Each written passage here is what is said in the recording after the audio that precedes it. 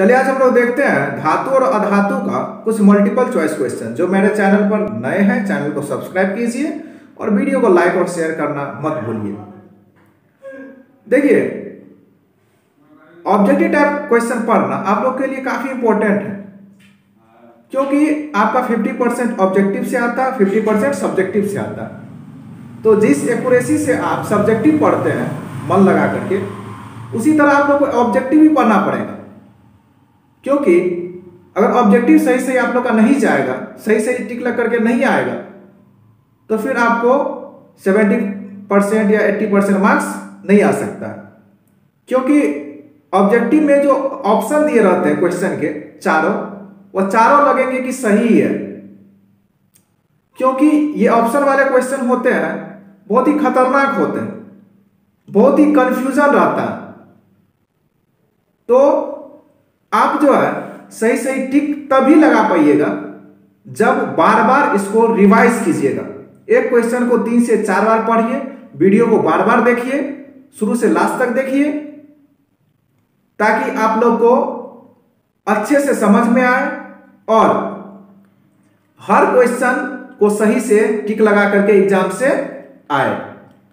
क्योंकि अगर आप बार बार इसको रिवाइज नहीं कीजिएगा, अगर एक बार पढ़िएगा तो आधा अधूरा रहेगा, आप भूल जाइएगा कुछ दिन के बाद। फिर आप जाइएगा वहां पर पढ़ा हुआ क्वेश्चन रहेगा, लेकिन लगेगा चारों में से कौन ऑप्शन सही है। दिमाग में यही बात हमेशा घूमते रहेगा कि कौन सही है कौन सही है। दिल का धड़कन बढ़ जाएगा, धड़कन बढ़ने से बीपी बढ़ जाएगा, फिर आप गलत टिक लगा लीजिएगा उसमें और आपका गलत हो जाएगा। इसीलिए पढ़ाई का नियम है, रूल है कि आप लोग एक क्वेश्चन को 3 से 4 बार रिवाइज कीजिए। चाहे मैथ हो, साइंस हो, एसएसटी हो, जो भी सब्जेक्ट है आपके सिलेबस में, सबको बार बार क्या कीजिए, रिवाइज कीजिए। एक बार पढ़ लिए हैं तो दूसरा बार पढ़िए, तीसरा बार पढ़िए, चौथा बार पढ़िए, ताकि आपको ऑप्शन जो है रटा जाए और एग्जाम में कोई भी क्वेश्चन किसी भी तरह से घुमा के दे तो आप सही टिक लगा लें। तो आज हम लोग धातु और अधातु के कुछ वस्तुनिष्ठ प्रश्न देखेंगे जो बोर्ड में पूछा गया है। प्रीवियस ईयर में ये सब क्वेश्चन पूछा गया है और आज हम लोग उसी का डिस्कस करेंगे। और प्रीवियस ईयर में जो क्वेश्चन पूछा जाता है वो काफी इंपॉर्टेंट हो जाता है आप लोग के लिए। तो आप लोग इस पर फोकस करेंगे, ध्यान देंगे कि आखिर ये है क्या। एक धातु जो विद्युत और उष्मा की कुचालक होती है। देखिए, ऐसा धातु जो विद्युत और उष्मा का कुचालक होता है, मतलब जितने भी धातु होते हैं सब में इलेक्ट्रिसिटी पास होता है, करंट पास होता है। लेकिन एक ऐसा धातु है जिसमें करंट पास नहीं होता है। तो अपवाद वाले क्वेश्चन ज्यादा पूछे जाते हैं एग्जाम में। सोना, चांदी, लेड, प्लेटिनम। देखिए, सोना में करंट पास होता है, चांदी में भी होता है, लेड, शीशा में करंट पास नहीं होता है। अब शीशा के पास ले जाइएगा, करंट पास नहीं होगा। तो ये विद्युत का क्या है, कुचालक है। कुचालक मतलब जिसमें करंट पास नहीं होता है। और प्लैटिनम में करंट पास होता है। किस धातु को किरोसिन में डुबाकर रखते हैं? किरोसिन में, देखिए किरोसिन में डुबा करके किसको रखेंगे? Magnesium, sodium, mercury, tungsten. देखिए, सोडियम जो होता है वह हाईली रिएक्टिव होता है, मतलब सक्रिय गैस हो, सक्रिय धातु होता है ये। सोडियम जो होते हैं वह काफी ज्यादा सक्रिय होते हैं। उसको वायु में लाइएगा, एयर में लाइएगा तो अपने आप उसमें आग लग जाएगा। तो उससे बचाने के लिए, आग नहीं लगे उससे बचाने के लिए इसको मिट्टी तेल में रखा जाता है, केरोसिन में रखा जाता है, ताकि ये वायु के उपस्थिति में ना आए। अगर वायु में आ गया तो आग पकड़ लेगा तो दुर्घटना हो जाएगा। इसीलिए इसको केरोसिन में डुबा करके रखा जाता है। बार बार क्वेश्चन एग्जाम में पूछे जाते हैं कि कौन सा धातु है जिसको केरोसिन में डुबा करके रखा जाता है। तो सोडियम, टिक लगाएंगे, सोडियम। किस धातु पर वायु का प्रभाव नहीं पड़ता है? वायु का प्रभाव मतलब क्या? वायु के साथ संयोग नहीं करता, मतलब ऑक्सीजन के साथ संयोग नहीं करता है। सोना, सोडियम, लोहा, तांबा। तो सोना जो है ये जो है वायु के साथ संयोग नहीं करता है। सोना का कोई आभूषण पहन लीजिए, 6 महीना के बाद भी वह चमकेगा, साल भर के बाद भी चमकता ही रहेगा। वह किसी से संयोग जल्दी नहीं करता है। कौन सा लवण समुद्री जल में पाया जाता है? LiCl, BaSO4, Na3PO4, NaCl। आप लोग समझ गए होंगे कि कौन सा लवण, लवण मतलब नमक, कौन सा ऐसा नमक है जो समुद्र में पाया जाता है? तो सोडियम क्लोराइड। सोडियम क्लोराइड जो हम लोग खाते हैं दाल में, सब्जी में, इन सभी चीजों में जो डालते हैं वह नमक होता है सोडियम क्लोराइड, और ये हम लोग को समुद्र से प्राप्त होता है। समुद्र से, समुद्री जल में नमक पाया जाता है, उसी से हम लोग को समुद्र ये नमक मिलता है। कौन सी धातु अम्लराज के अलावे किसी अन्य अम्ल में नहीं घुलती है? देखिए अम्लराज जो है एक सॉल्यूशन होता है, विलयन होता है, उस वह जो है किसी भी धातु को अपने में क्या कर लेता है? मिला लेता है। उतना कैपेसिटी उसके पास होता है कि वह लोहा, एल्युमिनियम उसमें डालिएगा चीनी की तरह घुल जाएगा। तो कौन सी धातु अम्लराज के अलावे किसी अन्य अम्ल में नहीं घुलती है? एल्युमिनियम, आयरन, Au मतलब होता है सोना, Cu कॉपर। तो देखिए सोना जो होता है, सोना Au जो है वह अम्लराज के अलावा दूसरे में नहीं घुलता है, उसी में यह घुलता है। सबसे अधिक आघातवर्धी और तन्य धातु है। सबसे अधिक आघातवर्धी मतलब लंबा वायर में चेंज कर सकते हैं। ऐसा कौन सा धातु है जिसको आप लंबा वायर में चेंज कर सकते हैं, सबसे पतला वायर बना सकते हैं? सोना, चांदी, सोडियम, पोटेशियम। तो सोना का सबसे लंबा वायर बन सकता है, सोना का, याद रखेंगे। सोना का सबसे लंबा तार बनता है, इसके कारण छोटा से छोटा सोना से आप बड़ा से बड़ा लॉकेट गला में पहनने वाला बना सकते हैं। सिनेबार किस धातु का अयस्क है? Au, Ag, Hg, Cr। देखिए सिनेबार जो है अयस्क है, सिनेबार से ही हम लोग को मरकरी मिलता है, Hg मिलता है। मरकरी Hg जो मिलता है हम लोग को कहां से मिलता है? सिनेबार से। सिनेबार अयस्क है, अयस्क से ही हम लोग को क्या मिलता है? मरकरी, Hg मरकरी होता है। मरकरी का सिंबल Hg है।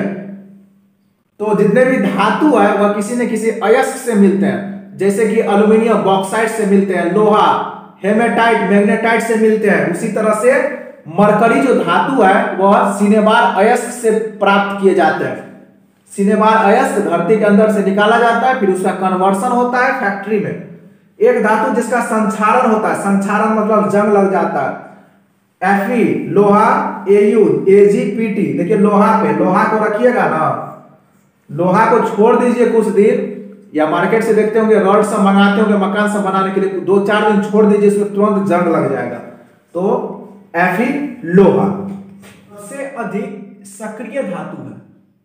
देखिए इसमें से चूज करना है कि सबसे सक्रिय धातु कौन सा है? पोटेशियम, सोडियम, लोहा, तांबा। देखिए पोटेशियम सबसे सक्रिय होता है, इसको जो है ना पानी में स्टोर करके रखा जाता है, पानी के अंदर रखा जाता है पोटेशियम को। जैसे ही वायु में लाएगा ना तो आग पकड़ लेगा, फटने लगेगा, अपने आप ध्वस्त कर देगा बिल्डिंग सब को, इसीलिए इसको पानी पर रखता है। सबसे सक्रिय होता है ये पोटेशियम, उसके बाद सोडियम होता है। सबसे ज्यादा सक्रिय जो होता है वो पोटेशियम होता है। वायु में लाइएगा तो तुरंत आग पकड़ लेगा। तो यही सब क्वेश्चन तो बोर्ड में पूछा जाता है, यही सब एक्सेप्शनल क्वेश्चन, अपवाद वाले क्वेश्चन पूछे जाते हैं। तो आप लोग इस वीडियो को बार बार रिवाइज करेंगे ताकि आप लोग को एक भी क्वेश्चन ना छूटे। और ऑप्शन इतना कंफ्यूज देने वाला होता है ना कि आप 4 बार 5 बार पढ़ के जाइएगा ना तब भी लगेगा क्या कि कुछ यादें नहीं है। तो इसीलिए हम बार बार बोल रहे हैं कि आप लोग ऑप्शन पर फोकस कीजिएगा और बार बार रिवाइज कीजिएगा। धातु को सिर्फ अम्लराज में घुलता है, धातु जो सिर्फ अम्लराज में घुलता है, अम्लराज सिर्फ अम्लराज में घुलेगा, बाद में किसी भी चीज में नहीं घुलता है। वो कौन सा धातु है? Al है, Fe है, Au है या Cu है?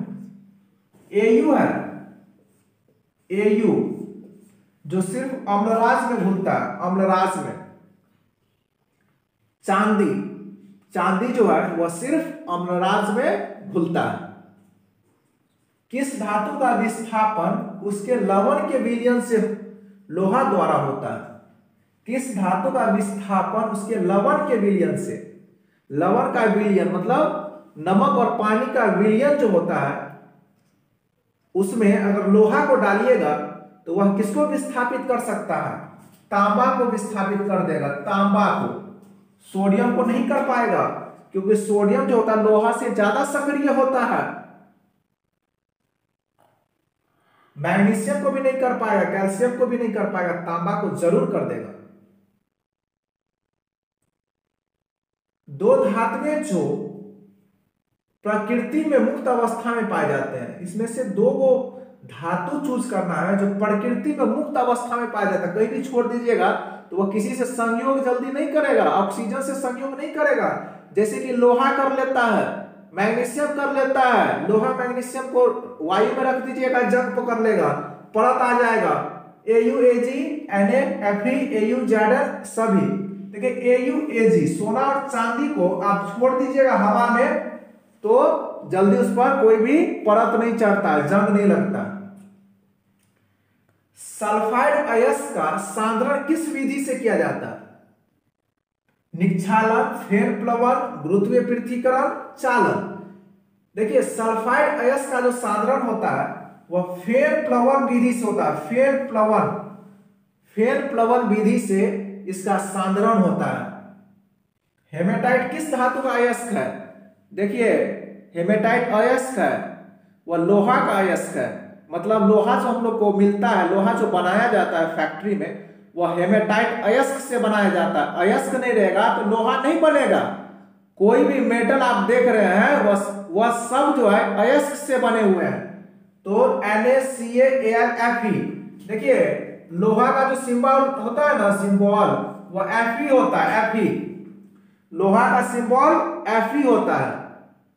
विद्युत बल्ब का तंतु किस धातु का बना होता है, देखिए विद्युत बल्ब में जो तंतु लगा होता है वह लोहे का, टंगस्टन का, तांबे का, सोना का, टंगस्टन का बना होता है। बार बार क्वेश्चन पूछे जाते हैं, ये तो हाईलाइटेड है बोर्ड में, इसको तो रटिए जाइए कि विद्युत बल्ब में कौन सा धातु लगा होता है, टंगस्टन लगा होता है। कौन सी अधातु कमरे के ताप पर द्रव अवस्था में रहती है, यह भी एक्सेप्शनल है, अपवाद है, ध्यान दीजिएगा। कौन सी ऐसी अधातु है जो कमरे के ताप पर द्रव अवस्था में रहता है। जितना भी अधातु है वह गैसीय अवस्था में होता है, गैसीय अवस्था में, ठोस अवस्था में। लेकिन एक ऐसा अधातु है जो द्रव अवस्था में पाए जाते हैं, वह कौन से हैं, ब्रोमीन, आयोडीन, क्लोरीन, ऑक्सीजन। देखिए ब्रोमीन जो है वह द्रव अवस्था में पाया जाता है। धातु में भी एक अपवाद है और अधातु में भी एक अपवाद है, याद रखिएगा। धातु में जो द्रव अवस्था में पाए जाते हैं वह है मरकरी, जो थर्मामीटर में यूज किए जाते हैं। थर्मामीटर को हिलाइएगा तो देखिए पानी की तरह रहता है, वह मरकरी है, वह धातु है। और अधातु में जो है ब्रोमीन, जो द्रव अवस्था में पाए जाते हैं। तो ये अपवाद वाले क्वेश्चन पर ज्यादा फोकस करना आप लोग को। अधिकतर धातुओं के ऑक्साइड होते हैं। देखिए धातु ऑक्सीजन से अभिक्रिया करके ऑक्साइड बना लेता है। कोई भी धातु जो है ऑक्सीजन से रिएक्ट तुरंत कर जाता है। जैसे कि एल्यूमिनियम है, एल्यूमिनियम ऑक्सीजन से संयोग करके एल्यूमिनियम ऑक्साइड बना लेता है। मैग्नीशियम ऑक्सीजन से संयोग करके मैग्नीशियम ऑक्साइड बना लेता है। आयरन, लोहा जिसको बोलते हैं, ऑक्सीजन से संयोग करके आयरन ऑक्साइड बना लेता है। तो वह उसका नेचर क्या होता है, प्रकृति क्या होता है, अम्लीय होता है, उदासीन होता है, क्षारकीय होता है, इनमें से कोई नहीं। जितना भी ऑक्साइड होता है ना उसका प्रकृति क्षारकीय होता है। जितना भी ऑक्साइड है सबका प्रकृति क्या होता है, क्षारकीय होता है। ध्यान रखेंगे, जितना भी धातु है वह ऑक्सीजन से संयोग करता है, ऑक्साइड बनाता है और ऑक्साइड क्षारकीय होता है। कार्बोनेट अयस्क को किस विधि से ऑक्साइड में बदला जाता है। कार्बोनेट को ऑक्साइड में अगर बदलना है तो निस्तापन विधि लगा दीजिए, निस्तापन। याद रखेंगे, कार्बोनेट अयस्क को अगर ऑक्साइड में बदलना है तो निस्तापन विधि से आप बदल सकते हैं। लोहा के प्रमुख अयस्क है सिनेबार, बॉक्साइट, हेमेटाइट, क्यूप्राइट। देखिए लोहा जो प्राप्त होता है अयस्क से, हमने अभी तुरंत बताया था कि जितने भी धातु है सब किसी न किसी अयस्क से बनता है। मिट्टी के अंदर से खोद करके अयस्क निकाला जाता है। जैसे कि लोहा का हेमेटाइट, हेमेटाइट निकाला जाता है जमीन के अंदर से, फिर उसको क्या किया जाता है, लोहा में बदला जाता है। तो हेमेटाइट जो है, हेमेटाइट से लोहा मिलता है। ध्यान रखेंगे, बार बार क्वेश्चन पूछे जाते हैं कि लोहा किस अयस्क से मिलता है, हेमेटाइट। और एल्यूमिनियम बॉक्साइट, फेमस क्वेश्चन है बोर्ड का। कॉपर धातु का निष्कर्षण किस विधि से किया जाता है, कॉपर, कॉपर उसमें उपचयन, उपचयन, फेन प्लवन, इनमें से कोई नहीं। कॉपर धातु का निष्कर्षण अगर करना है ना, मतलब कॉपर धातु आपको प्राप्त करना है, तो आप उसमें अपचयन विधि से प्राप्त कर सकते हैं। लोहा का क्रमांक क्या है, परमाणु क्रमांक। हमने बताया था कि आप लोग 1 से लेकर के 30 तक का परमाणु क्रमांक याद कर लीजिए। परमाणु क्रमांक मतलब एटॉमिक नंबर याद कर लीजिए। 1 2 3 4 पीरियोडिक टेबल में देखेंगे तो पहला नंबर पे हाइड्रोजन आता है, दूसरे नंबर पे हीलियम, तीसरे नंबर पे लिथियम। इस तरह से 1 से लेकर के 30 तक का अगर परमाणु क्रमांक याद कर लेते हैं आप, तो एग्जाम में कोई भी परमाणु क्रमांक से क्वेश्चन पूछेंगे तो आप इजीली टिक लगा सकते हैं। जैसे कि पूछ दिया कि लोहा का परमाणु क्रमांक 24 होता है, अगर पूछेगा ऑक्सीजन का तो 8 होता है, सोडियम का 11 होता है। तो इस तरह से अगर परमाणु क्रमांक याद कर लीजिएगा 1 से लेकर के 30 तक का, 30 तक का, तो एग्जाम में हमको नहीं लगता कि इस पर एक भी क्वेश्चन डालेगा तो आपसे छूट जाएगा। लेकिन पढ़िएगा तब ना, पढ़ना पड़ेगा। बोर्ड में अगर 80% मार्क्स लाना है तो पढ़ना पड़ेगा, मेहनत करना पड़ेगा। मेहनत के बगैर कुछ नहीं मिलेगा आप लोगों को, कुछ नहीं। कमरे के ताप पर द्रव अवस्था में रहने वाली धातु है, धातु है पारा, कैल्शियम, लिथियम, सोडियम। देखिए अभी तुरंत बताए थे, क्वेश्चन पूछ भी दिया, बोर्ड का पूरा फेमस क्वेश्चन है। पारा, पारा मतलब मरकरी, मरकरी जिसको कहते हैं उसी को हिंदी में पारा भी बोलते हैं। थर्मामीटर में यूज किया जाता है, ये धातु है और ये द्रव अवस्था में पाए जाते हैं। जितने भी धातु है, लोहा, सोना, चांदी, सब ठोस अवस्था में होते हैं, लेकिन पारा जो है वह द्रव अवस्था में पाए जाते हैं। एल्यूमिनियम पर उसके ऑक्साइड की मोटी परत बनाने की प्रक्रिया को कहते हैं। एल्यूमिनियम पर जो ऑक्साइड का परत आ जाता है वह प्रक्रिया क्या कहलाता है, एनोडीकरण, यशद लेपन, क्रोमियम लेपन, मिश्रात्वन। देखिए एनोडीकरण कहलाता है, एनोडीकरण। अगर एल्यूमिनियम पे ऑक्साइड का परत आ जाता है या परत बना देते हैं तो वह प्रक्रिया क्या कहलाता है, एनोडीकरण। तो आप लोग समझ गए होंगे, ये आप लोग के लिए कितना इंपॉर्टेंट है, इसको बार बार पढ़ेंगे। और जो चैनल को अभी तक सब्सक्राइब नहीं किए वो जल्दी से सब्सक्राइब करते जाइए, ताकि आप लोग को एग्जाम से रिलेटेड न्यू वीडियोस मिलते रहे। तब तक के लिए शुभ रात्रि, फिर मिलेंगे नेक्स्ट वीडियो में।